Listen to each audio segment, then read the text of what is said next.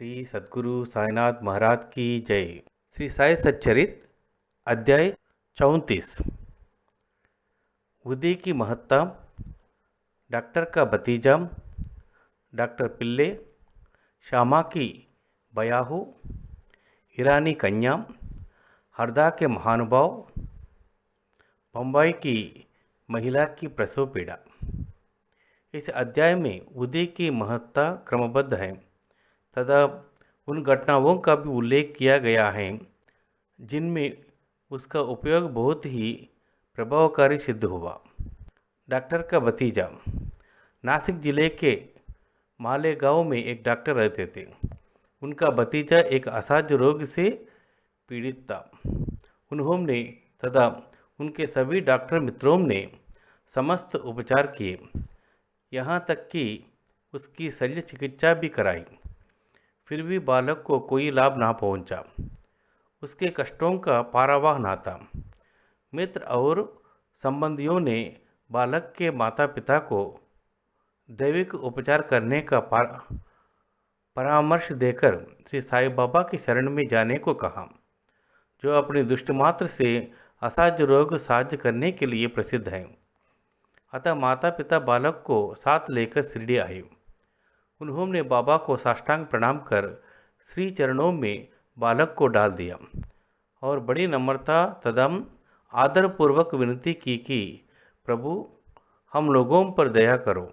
आपका संकट मोचन नाम सुनकर ही हम लोग यहाँ आए हैं। दया कर इस बालक की रक्षा कीजिए। प्रभु, हमें तो केवल आपका ही भरोसा है। प्रार्थना सुनकर बाबा को दया आ गई और उन्होंने सांत्वना देकर कहा कि जो इस मस्जिद की सीढ़ियाँ चढ़ता है उसे जीवन पर्यंत कोई दुख नहीं होता। चिंता ना करो, यह उदी ले उस रोगग्रसित स्थान पर लगाओ। ईश्वर पर विश्वास रखो, वो सप्ताह के अंत में ही पूर्ण स्वस्थ हो जाएगा। यह मस्जिद नहीं, यह तो द्वारकामयी है, और जो इसकी सीढ़ी चढ़ेगा उसे स्वास्थ्य और सुख की प्राप्ति होगी तथा उसके कष्टों का अंत हो जाएगा। बालक को बाबा के सामने बिठलाया गया। वे उस रोगग्रस्त स्थान पर अपना हाथ फेरते हुए दयापूर्ण दृष्टि से बालक की ओर निहारने लगे। रोगी अब प्रसन्न रहने लगा और उदी के लेप से बालक थोड़े समय में ही स्वस्थ हो गया। माता पिता अपने को बाबा का ऋणी और कृतज्ञ मानकर बालक को लेकर शिरडी से चले गए। यह लीला देखकर बालक के काका को, जो डॉक्टर थे, महान आश्चर्य हुआ तथा उन्हें भी बाबा के दर्शन की तीव्र उत्कंठा हुई। इसी समय जब वे कार्यवश मुंबई जा रहे थे, तभी मालेगांव की और मनमाड़ के निकट किसी ने बाबा के विरुद्ध उनके कान भर दिया। इस कारण वे शिरडी जाने का विचार त्याग कर सीधे बम्बई चले गए। वे अपनी शेष छुट्टियां अलीबाग में व्यतीत करना चाहते थे, परंतु मुंबई में उन्हें लगातार 3 रात्रियों तक एक ही ध्वनि सुनाई पड़ी कि क्या अब भी तुम मुझ पर अविश्वास कर रहे हो? तब डॉक्टर ने अपना विचार परिवर्तित कर शिरडी को प्रस्थान करने का निश्चय किया। मुंबई में उनके एक रोगी को सांसर्गिक ज्वर आ रहा था, जिसका तापक्रम कम होने का कोई चिन्ह दिखाई न देने के कारण उन्हें ऐसा लगा रहा था कि कहीं शिरडी की यात्रा स्थगित न करनी पड़े। उन्होंने अपने मन ही मन एक परीक्षा करने का विचार किया कि यदि रोगी आज अच्छा हो जाए तो कल ही मैं शिरडी के लिए प्रस्थान कर दूंगा। आश्चर्य है कि जिस समय उन्होंने यह निश्चय किया, ठीक उसी समय से ज्वर में उतार होने लगा और ताप क्रमशः साधारण स्थिति पर पहुंच गया। तब वे अपने निश्चयानुसार शिरडी पहुंचे और बाबा का दर्शन करके उन्होंने प्रणाम किया। बाबा ने उन्हें कुछ ऐसे अनुभव दिए कि वे सदा के लिए उनके भक्त हो गए। डॉक्टर वहाँ 4 दिन ठहरे और बुद्धि तथा आशीर्वाद प्राप्त कर घर वापस गए। एक पखवाड़े में ही पदोन्नति पाकर उनका स्थानांतरण बीजापुर को हो गया। भतीजे की रोगमुक्त ने उन्हें बाबा के दर्शनों का सौभाग्य दिया तथा शिरडी की यात्रा ने उनकी श्री साई के चरणों में प्रगाढ़ प्रीति उत्पन्न कर दी। डॉक्टर पिल्ले डॉक्टर पिल्ले बाबा के एक निष्ठा भक्त थे। इसी कारण वे उन पर अधिक स्नेह रखते थे और उन्हें सदा बाबू कहकर पुकारते तथा हर समय उनसे वार्तालाप करके प्रत्येक विषय में परामर्श भी लिया करते थे। उनकी सदैव यही इच्छा रहती थी कि वे बाबा के समीप ही बने रहे। एक बार डॉक्टर पिल्ले को नासुर हो गया। वे काका साहब दीक्षित से बोले कि मुझे असह पीड़ा हो रही है और मैं अब इस जीवन से मृत्यु को अधिक श्रेयस्कर समझता हूँ। मुझे ज्ञात है कि इसका मुख्य कारण मेरे पूर्व जन्मों के कर्म ही हैं। जाकर बाबा से कहो कि वे मेरी यह पीड़ा अब दूर करें। मैं अपने पिछले जन्मों के कर्मों को अगले 10 जन्मों में भोगने को तैयार हूँ। तब काका दीक्षित ने बाबा के पास जाकर उनकी प्रार्थना सुनाई। साई तो दया के अवतार ही हैं। वे अपने भक्तों को कष्ट कैसे देख सकते थे। उनकी प्रार्थना सुनकर उन्होंने भी दया आ गई और उन्होंने दीक्षित से कहा कि पिल्ले से जाकर कहो कि घबराने की ऐसी कोई बात नहीं है। कर्मों का फल 10 जन्मों में क्यों भुगतना पड़ेगा। केवल 10 दिनों में ही गत जन्मों के कर्मफल समाप्त हो जाएगा। मैं तो यहाँ तुम्हें धार्मिक और आध्यात्मिक कल्याण देने के लिए ही बैठा हूँ। प्राण त्यागने की इच्छा कदापि ना करनी चाहिए। जाओ, किसी की पीठ पर लाद कर उन्हें यहाँ ले आओ। मैं सदा के लिए उनका कष्टों से छुटकारा कर दूंगा। तब उसी स्थिति में पिल्ले को वहाँ लाया गया। बाबा ने अपने दाहिने ओर उनके सिरहाने अपनी गादी देखकर सुख से लिटाकर कहा कि इसकी मुख्य औषधि तो यह है कि पिछले जन्मों के कर्मफल को अवश्य ही भोग लेना चाहिए ताकि उनसे सदैव के लिए छुटकारा हो जाए। हमारे कर्म ही सुख दुख के कारण होते हैं, इसलिए जैसे भी परिस्थिति आए उसी में संतोष करना चाहिए। अल्लाह ही सबको फल देने वाला है और वही सबका रक्षण करता है। ऐसा विचार कर सदैव उसका ही स्मरण करो। वे ही तुम्हारी चिंता दूर करेंगे। तन मन धन और वचन द्वारा उनके अनन्य शरण में जाओ, फिर देखो कि वे क्या करते हैं। डॉक्टर पिल्ले ने कहा कि नाना साहब ने मेरे पैर में एक पट्टी बांधी है, परंतु मुझे उससे कोई लाभ नहीं पहुंचा। नाना तो मूर्ख हैं। बाबा ने कहा, वो पट्टी हटाओ, नहीं तो मर जाओगे। थोड़ी देर में ही एक कौवा आएगा और वह अपनी चोंच इसमें मारेगा, तभी तुम शीघ्र अच्छे हो जाओगे। जब यह वार्तालाप को ही रहा था, उसी समय अब्दुल, जो मस्जिद में झाड़ू लगाने तथा दिया बत्ती आदि स्वच्छ करने के कार्य करता था, वहाँ आया।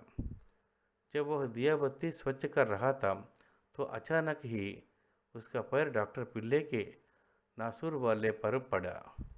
पैर तो सूजा हुआ था ही, और फिर अब्दुल के पैर से दबा तो उसमें से नासूर के 7 कीड़े बाहर निकल पड़े।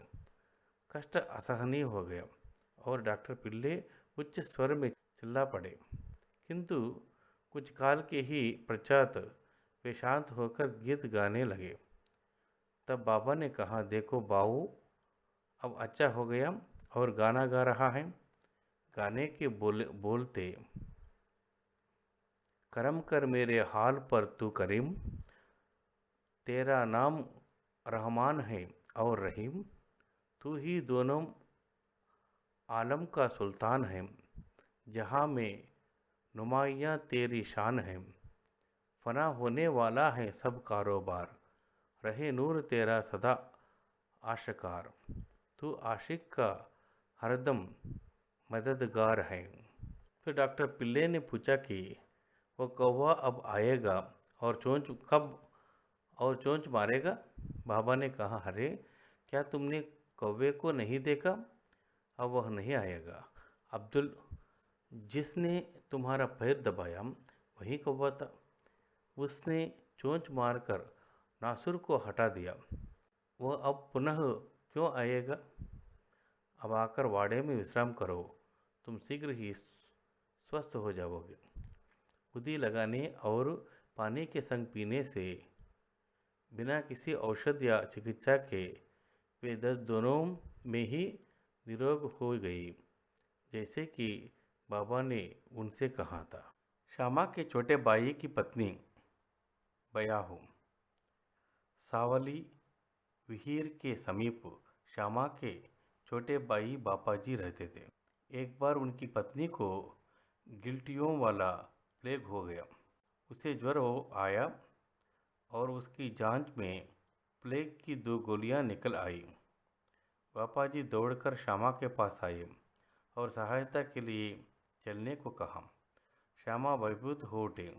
उन्होंने सदैव की भ्रांति बाबा के पास जाकर उन्हें नमस्कार किया और सहायता के लिए उनसे प्रार्थना की तथा भ्राता के घर प्रस्थान करने की अनुमति मांगी। बाबा ने कहा कि इतनी रात्रि व्यतीत हो चुकी है, अब इस समय तुम कहाँ जाओगे? केवल उदी ही भेज दो। ज्वर और गिल्टी की चिंता क्यों करते हो? भगवान तो अपने पिता और स्वामी हैं, वो शीघ्र ही स्वस्थ हो जाएगी। अभी मत जाओ, प्रातःकाल जाना और शीघ्र ही लौट आना। श्यामा को तो उस मृत संजीवनी बुद्धि पर पूर्ण विश्वास था। उसे ले जाकर उसके भ्राता ने थोड़ी सी गिल्टी और माथे पर लगाई और कुछ जल में घोल कर रोगी को पिला दी। जैसे ही उसका सेवन किया गया, वैसे ही पसीना वेग से प्रवाहित होने लगा। ज्वर मंद पड़ गया और रोगी प्रगाढ़ निद्रा में निमग्न हो गया। दूसरे दिन बापा जी ने अपनी पत्नी को स्वस्थ देखकर बड़ा आश्चर्य किया कि ना तो ज्वर ही है और ना गिल्टी का कोई चिन्ह ही।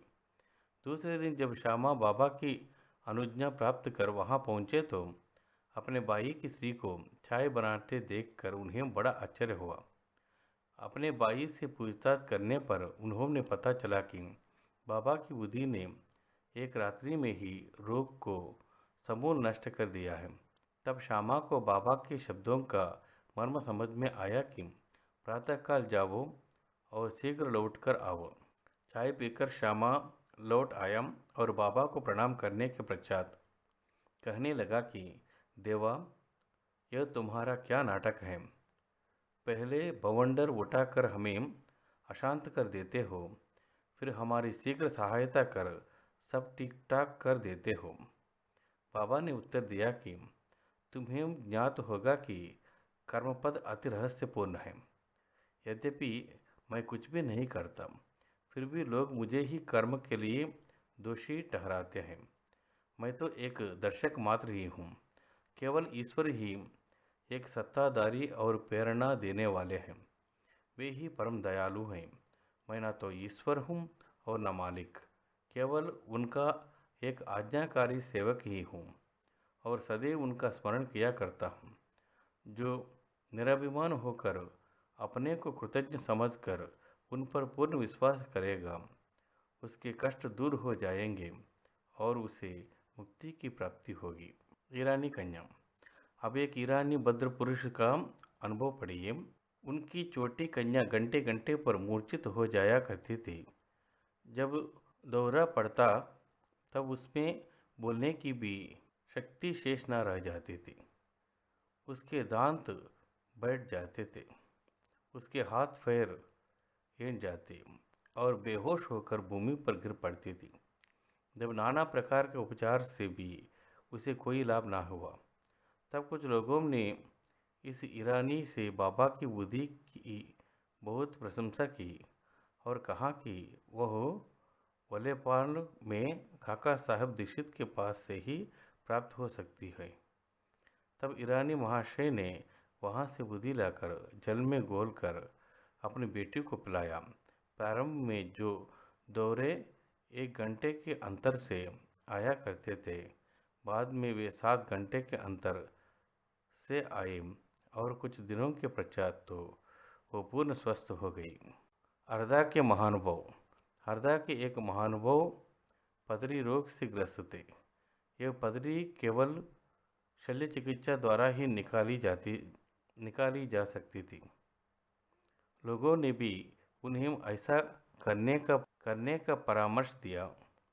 वे बहुत ही वृद्ध तथा दुर्बल थे और अपनी दुर्बलता देखकर उन्होंने शस्त्र चिकित्सा कराने का साहस ना हो रहा था। इस हालत में उनकी व्याधि का और इलाज ही क्या था। इसी समय नगर के इनामदार भी वहाँ आए हुए थे, जो बाबा के परम भक्त थे तथा उनके पास बुद्धि भी थी। कुछ मित्रों के परामर्श देने पर उनके पुत्र ने उनसे कुछ बुद्धि प्राप्त कर अपने वृद्ध पिता को जल में मिलाकर पीने को दी। केवल 5 मिनट में ही बुद्धि के पेट में जाते ही पथरी मलमूत्रेंद्रिय के द्वारा से बाहर निकल गई और वृद्ध शीघ्र ही स्वस्थ हो गया। मुंबई की महिला की प्रसव पीड़ा। मुंबई की कायस्थ प्रभु जाति की एक महिला को प्रसव काल में असहनीय वेदना हुआ करती थी। तब वह गर्भवती हो जाती तो बहुत घबराती और किंकर्तव्य मूढ़ हो जाया करती थी। उसके उपचारार्थ उनके एक मित्र श्रीराम मारुति ने उसके पति को सुझाव दिया कि यदि इस पीड़ा से मुक्ति चाहते हो तो अपनी पत्नी को शिरडी ले जाओ। दोबारा जब उनकी स्त्री गर्भवती हुई तो वे दोनों पति पत्नी शिरडी आई और वहाँ कुछ मास ठहरे। वे बाबा की नित्य सेवन करने लगे। उन्होंने बाबा के सत्संग का भी बहुत कुछ लाभ उठा। कुछ दिनों के पश्चात जब प्रसव काल समीप आया तब सदैव की भ्रांति गर्भाशय के द्वारा में रुकावट के साथ अधिक वेदना होने लगी। उनकी समझ में नहीं आता था कि अब क्या करना चाहिए। थोड़ी ही देर में एक पड़ोसिन आई और उसने मन ही मन बाबा से सहायता की प्रार्थना कर जल में बुद्धि मिला उसे पीने को दी। तब केवल 5 मिनट में ही बिना किसी कष्ट के प्रसव हो गया। बालक तो अपने भाग्यानुसार ही उत्पन्न हुआ, परंतु उसकी माँ की पीड़ा और कष्ट सदा के लिए दूर हो गए। वे अपने को बाबा का बड़ा कृतज्ञ समझने लगे और जीवन पर्यंत उनके आभारी बने रहे। श्री सद्गुरु साईनाथार्पणमस्तु। शुभम भवतु।